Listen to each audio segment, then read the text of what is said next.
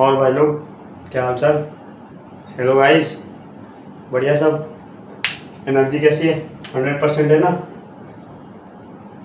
Energy 100% ही रहनी चाहिए ना? चलो चलो, फोड़ते आ जाओ। एक मस्त सा क्वेश्चन लेके 3D में, ये क्वेश्चन जरूर ट्राई करना। मैं तो बोलता हूँ 15 मिनट ट्राई करो, आंसर आता है तो बहुत बढ़िया बात है। ठीक है, 15 मिनट ट्राई करो क्वेश्चन। वीडियो पॉज कर ले, क्वेश्चन ट्राई कर ले। ठीक है, 15 मिनट से पहले खोलना मत भाई। ठीक है, चलो शुरू करते हैं। मैं अज्यूम कर रहा हूँ तुमने ट्राई कर लिया अच्छे से। ठीक है, आ जाओ। प्रॉब्लम आसान है, क्वेश्चन आसान है, बस लैंग्वेज में तुम फंस सकते हो या थोड़ा कंफ्यूज हो जाओगे। बस आसान से क्वेश्चन आता है, आ जाओ। मिरर एंड सोर्स, मतलब एक मिरर है, एक सोर्स है, source of light are at O and at a point O X respectively. मतलब एक मिरर है। अब मिरर देखना, बता दो तुम्हें, पहले क्वेश्चन पढ़ जाओ। A ray of light from source strikes mirror and is reflected. ठीक है, एक रे ऑफ लाइट सोर्स में से निकली होगी और रिफ्लेक्ट हो गई। ठीक है, बनाएंगे, बढ़िया डायग्राम भी बनाएंगे, रुक जाओ। If direction ratio of normal to plane are this, direction ratio of normal के डायरेक्शन रेशियो दे रखे। ठीक है, तो डायरेक्शन क्वेश्चन बताने रिफ्लेक्टेड रेज के। ठीक है, ऑप्शंस आ ही गए होंगे तुम्हारी स्क्रीन पे। चलो देखते हैं क्या करना है।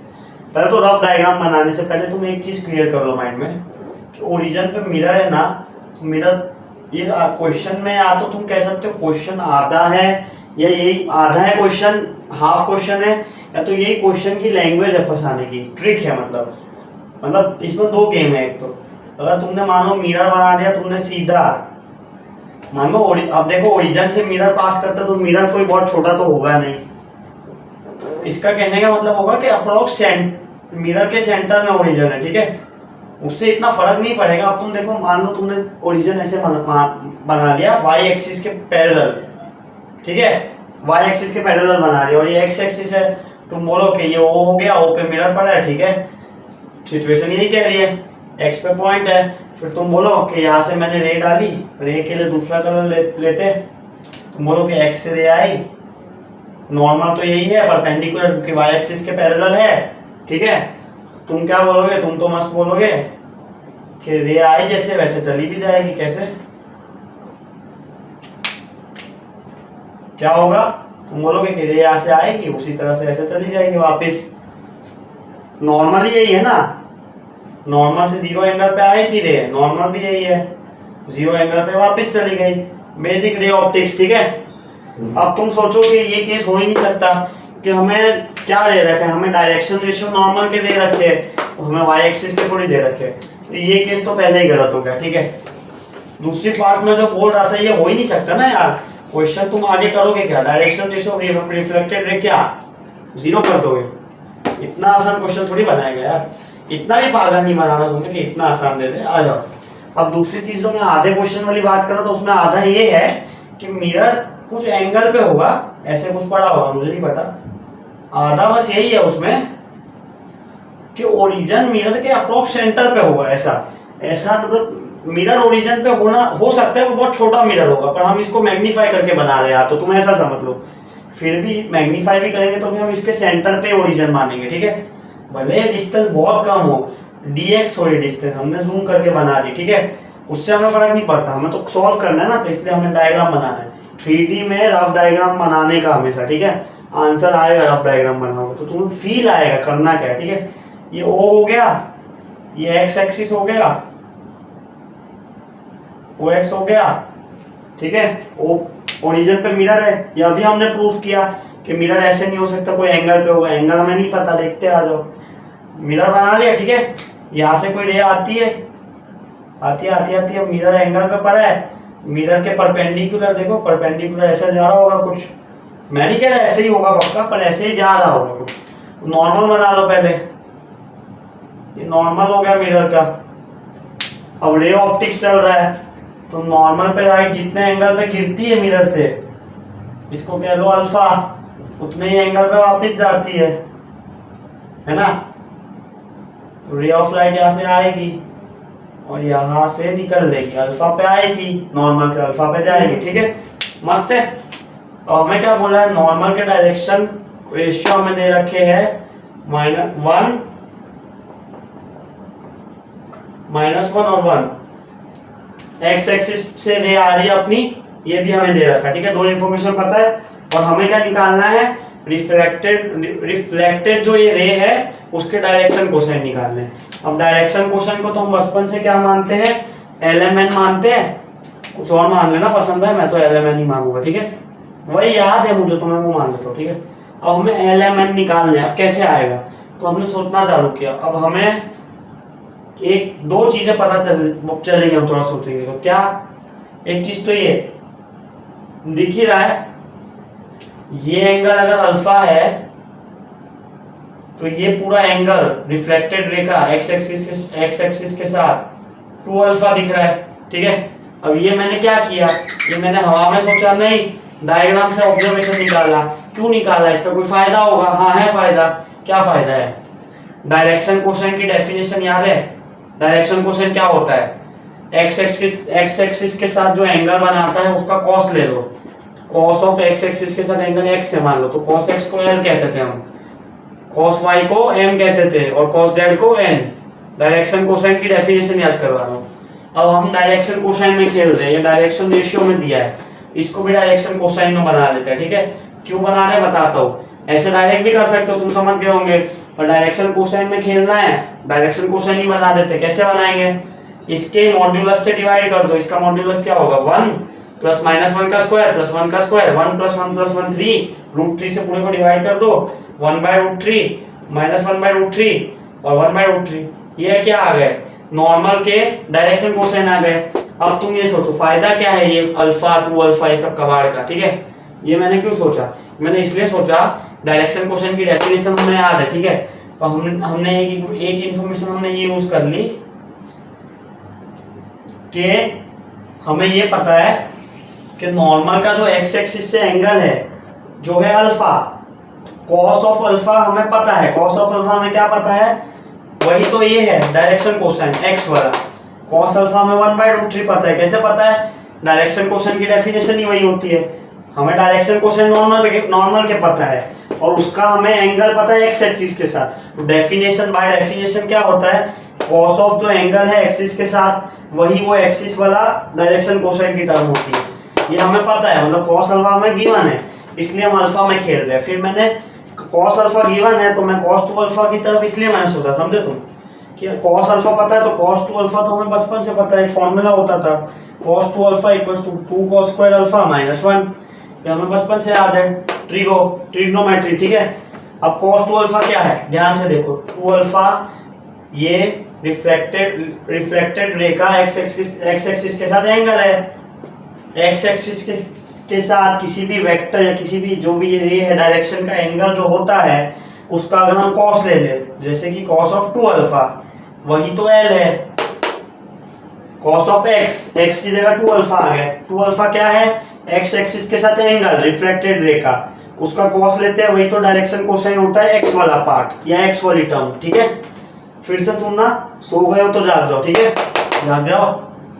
cos 2 अल्फा L है, L कैसे आएगा, cos अल्फा पता है, फॉर्मूला बचपन से आता है, ठीक है। 2 cos square alpha -1, cos alpha पता है 2 ऑफ 1/√3 का whole square -1 equals to 2 into 1/√3 का होल स्क्वायर 1/3 -1 इक्वल्स 2/3 -1 1/3, ठीक है। L डायरेक्ट हमें पता चल गया, ठीक है। L पता चल गया, L को साइड में रख लो, आ जाओ। L हमारा आ गया -1/3। अब हमें ये पता है, एक इक्वेशन हमें पता है, समेशन L² इक्वल्स टू 1, मतलब L² plus M² plus N² equals to 1। ये रिलेशन हम बचपन से जानते हैं, ठीक है, डायरेक्शन कोसाइन से ना, LMN। इसमें क्या करो, L हमें पता है तो M² प्लस N² को या L² को या भेज दो, ठीक है, 1 - L²।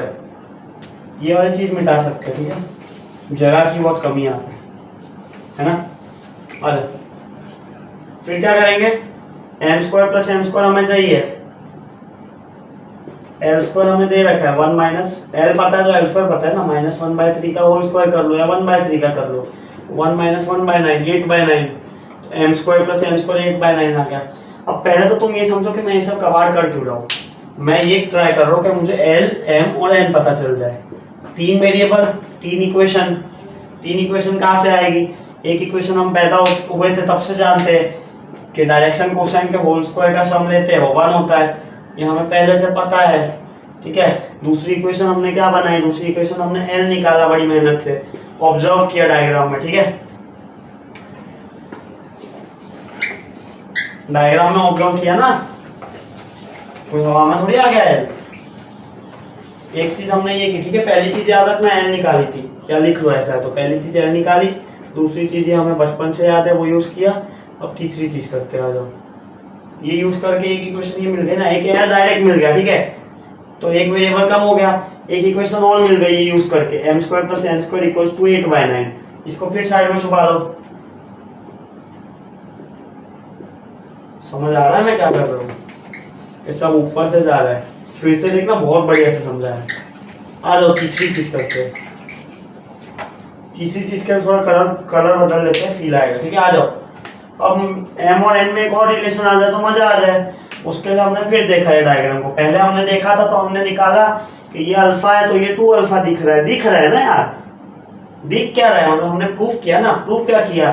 नॉर्मल के साथ एंगल सेम बनाता है, ये अल्फा रिफ्लेक्टेड रे का 2 अल्फा होगा और नॉर्मल का अल्फा होगा एक्स एक्सिस से, और जो अपनी इंसिडेंट रे वो एक्स एक्सिस ही है। ठीक है, पूरा फील आ गया होगा। दूसरा फील ये दिख रहा है कि अगर ये एंगल अल्फा है नॉर्मल और एक्स एक्सिस के बीच में, और नॉर्मल और रिफ्लेक्ट मतलब नॉर्मल और इंसिडेंट रे के बीच का एंगल और रिफ्लेक्टेड रे और नॉर्मल के बीच का एंगल तो सेम ही होता है।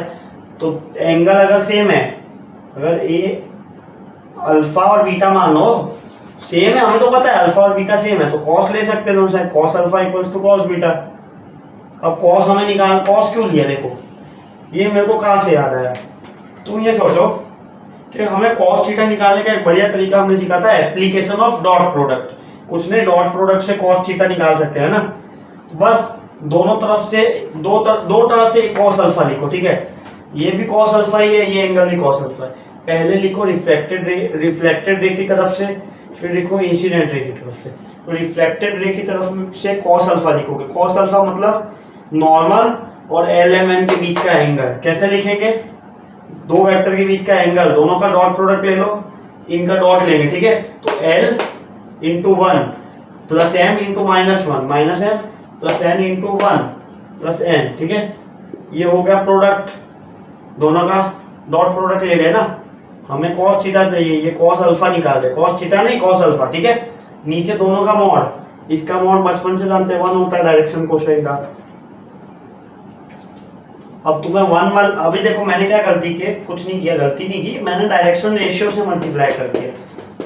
गलती नहीं की, तुम देखो या तो तुम इससे करो या तो इससे करो। इससे करोगे तो डायरेक्टली √3 आ जाएगा, और इससे करोगे तो दोनों के क्योंकि √3 कैसे आ जाएगा, अब इसमें क्या होगा, जो मल्टीप्लाई किया इसमें √3 आ जाएगा, और इसका मॉड्यूलस 1 है तो नीचे 1 आ जाएगा। इसमें क्या होगा, जो हमने n निकाला वो तो इसी से करो, यही आसान है। पर इस अगर मान लो मैंने ये इससे कर दिया जैसे, ठीक है, तो इसमें क्या होगा, अब जैसे यहाँ पे आ गया l minus M plus N, उधर भी ये तो आता ही, पर इधर 1/√3 नहीं आया, लेकिन इसका मॉड्यूलस √3 है, तो एक ही बात है, यहाँ पे मॉड्यूलस ले लो, यहाँ पे ले लो। ठीक है, √3 आ जाएगा। अब कॉस अल्फा, अब कॉस अल्फा हमने देखा था, कॉस अल्फा क्या था, ये एंगल अल्फा है, डायरेक्शन कोसाइन की डेफिनेशन से कॉस अल्फा 1/√3 था। Cos of angle between x axis and normal, उसका एक्स वाला पार्ट, डायरेक्शन कोसाइन का एक्स वाला पार्ट होता है कॉस अल्फा। ये हम बचपन से जानते हैं, अभी बताया था। ठीक है, कॉस अल्फा 1/√3 हमने निकाला था ऑब्जर्वेशन से, पता है मतलब हमें। ठीक है, कॉस अल्फा पता है हमें। ठीक है, समझ आया क्या किया मैंने, फिर मत जाना। मैंने एक तरह से निकाला रिफ्लेक्टेड रे की तरफ से कॉस अल्फा, जो कि आया ये नॉर्मल और रिफ्लेक्टेड रे के बीच का एंगल। फिर मैंने निकाला नॉर्मल और एक्स एक्सिस के बीच का एंगल का कॉस अल्फा, मतलब कॉस अल्फा, इस तरह से नॉर्मल और इंसिडेंट रे। अब इंसिडेंट रे और नॉर्मल के बीच का एंगल भी अल्फा ही है, और कॉस अल्फा हमें पता है उस 1/√3 ये किसकी तरफ से है, ये है इंसिडेंट रे की तरफ वाला। ठीक है, इक्वल्स टू 1/√3। इक्वेट कर दिया, तीसरी इक्वेशन भी मिल गई।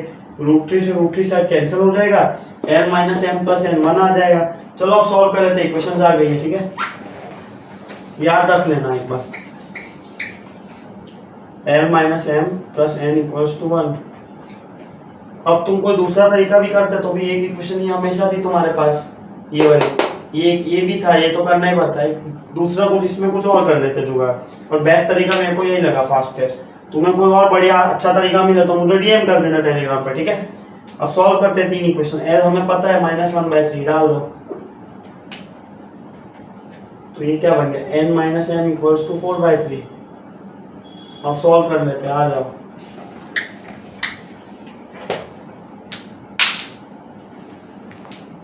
इक्वेशन तो अपनी बन चुके, ठीक है, एल आ गया, एम और एन में 2 इक्वेशन आ गए। इनको सॉल्व कैसे करना है, और सॉल्व हमें स्पीड में करना पड़ेगा, ठीक है। 3 चीजें मैंने बता दी, पहला था एल हमने डायरेक्टली निकाल लिया, दूसरा बचपन से पता है रिलेशन, और तीसरा हमने एल डायरेक्टली नहीं निकाला, मतलब अल्फा और 2 अल्फा का गेम खेला, और तीसरा हमने 2 तरफ से कॉस अल्फा लिखा, ठीक है। ये मिटा रहा हूं। अब हमें जो 2 इक्वेशन मिली है इनको सॉल्व करते हैं। n minus M equals to 4/3, ठीक है। अब आज सॉल्व करना सिखाता हूँ, कैसे सॉल्व करते हैं। बढ़िया ट्रिक है, कुछ नहीं है। यहाँ पे m² प्लस n² है ना, तो इसका भी होल स्क्वायर कर दो, ठीक है। तुम्हें कोई बढ़िया मेथड लगे मुझे भी बता देना, मेरे को तो ये ठीक लग रहा है, मैं तो बस रो ना, इसलिए क्या करें। लेफ्ट हैंड साइड में स्क्वायर हो गया, यहाँ 16/9, ठीक है। अब क्या करो, m² प्लस n² की वैल्यू यहाँ से उठाओ, यहाँ पटको, क्या हो गया 8/9। समझे, मैं m और mn निकालने की ट्राई कर रहा हूँ यहाँ पे। अब ये तो सॉल्विंग है, मैं स्पीड में करूँगा, तुम्हें आना चाहिए इतना। अभी तक इतना नहीं आ रहा तो बिट से भूल जाओ मेरे भाई, ठीक है। समझा रहा हूँ, फिर भी लोड मत लेना। 2mn यहाँ ले जाओ, 8 माइनस 16 माइनस 8/9, 2 से 2 कटा 4, mn आ गया -4/9, ठीक है। अब तुम क्या करोगे, एक तरीका तुम्हें सोचोगे कि mn -4/9 आ गया, तुम ऐसा सोचोगे कि m मतलब n की जगह लिख दो -4/9m, या बनाओ क्वाड्रेटिक बना के सॉल्व करो। ना वो नहीं करेंगे हम, और अच्छी ट्रिक खेलेंगे। क्या खेलेंगे, अब तुम करो इस इक्वेशन में +2mn कर दो। मैं m प्लस n का होल स्क्वायर बनाने की कोशिश कर रहा हूँ, ठीक है। LHS में बन जाएगा m प्लस n का होल स्क्वायर, ठीक है। m प्लस n का होल स्क्वायर बन जाएगा, कैसे बनाया, दोनों साइड 2mn ऐड कर दो, या 2mn ऐड कर दो, तो m प्लस n का होल स्क्वायर बन गया, ठीक है। 8/9 तो था ही, अब यहाँ भी 2mn ऐड करो, ठीक है। पर यहाँ 2mn की वैल्यू पुट कर दो। अब 2mn की वैल्यू थी -4/9, तो 2mn हो जाएगा -8/9। अब तुम ध्यान से देखोगे तो 8/9 माइनस 8/9 जीरो हो जाएगा। अब कोई होल स्क्वायर जीरो है तो मतलब वो भी जीरो होगा, मतलब हमने निकाल लिया कि m प्लस n भी जीरो है, मतलब m इक्वल्स टू -n। अब जगह नहीं है तो लास्ट में आंसर कंपाइल कर लेगा, ठीक है। मैंने बढ़िया से बताया है, कोई भी डाउट हो तो डीएम कर देना, ठीक है, या तो रिवाइंड भी कर सकते हो वीडियो को। सॉल्विंग ही कर रहे, इक्वेशन तो मैंने बहुत बढ़िया समझाया, ठीक है। हमने क्या निकाला निष्कर्ष, m plus n equals to 0 निकाला, m इक्वल्स टू -n। अब ये यहाँ पे डाल दो, ठीक है। n तो है ही, -m की जगह क्या डालो, ठीक है, -m की जगह डाल दो। समझ आ रहा है, क्या करो, n ऐसे लिख दिया, माइनस ऐसे छाप दिया, अब m बचा, m की जगह इस इक्वेशन से डाल दो -n इक्वल्स टू 4/3, ठीक है। तो n minus -n 2n equals to 4/3, n equals to 2/3, ठीक है। n आ गया 2/3, m माइनस n है -2/3, हमें चाहिए था lmn शायद आ गया -1/3, m आ गया -2/3 और n आ गया 2/3। आंसर अपना आ चुका है, ठीक है। आंसर को एक बार साइड में लेने के बढ़िया से समझा दिया, ठीक है। समझ आ गया होगा, आसान सा क्वेश्चन था, है ना। कुछ नहीं था, हमें बचपन से आता है, उसी में खिलवा रहा है। डायग्राम देखो मस्त बना लेना, हो जाएगा। पीटी में तुम्हें हमेशा बोलता आ रहा हूँ, डायग्राम जरूरी है, बड़े रफ बनाओ पर क्लियर बनाना। रफ का मतलब हाथ से बनाओ, और डायग्राम क्लियर होने से दिखे तो सही तुम्हें। हमने क्या किया, हमने कुछ नहीं किया, हमें निकालना था डायरेक्शन कोसाइन रिफ्लेक्टेड रे का, जो हमने निकाला स्टेप बाय स्टेप पूरा समझाया मैंने। L, M, N आंसर आ गया है -1/3, -2/3 और 2/3, एल एम एन की वैल्यू है ये अपना आंसर है। ऑप्शन चेक कर लेना, शायद सी ऑप्शन मैच हो रहा होगा, देख लेना, मुझे आज नहीं। आंसर को बस एक बार साइड में ले लेते हैं, फिर तुम जा सकते हो। ठीक है, ये अपना आंसर हो गया, सी ऑप्शन -1/3 -2/3 और 2/3। ठीक है, एल एम एन आ गया, यही अपने को चाहिए था, ये आंसर है। ठीक है, फिर ये क्वेश्चन हो गया, इतना ही है। कोई भी ये क्वेश्चन से रिलेटेड डाउट हो, कोई और बढ़िया फास्ट तरीका हो ये क्वेश्चन का, कोई और क्वेश्चन से रिलेटेड डाउट हो 3D में, कोई और चैप्टर में, कुछ भी हो, कोई भी समस्या हो, कोई फीडबैक हो, डीएम कर देना टेलीग्राम पे। ठीक है, मिलते हैं फिर, आज के लिए इतना ही है। पढ़ते रहो, मस्त हो।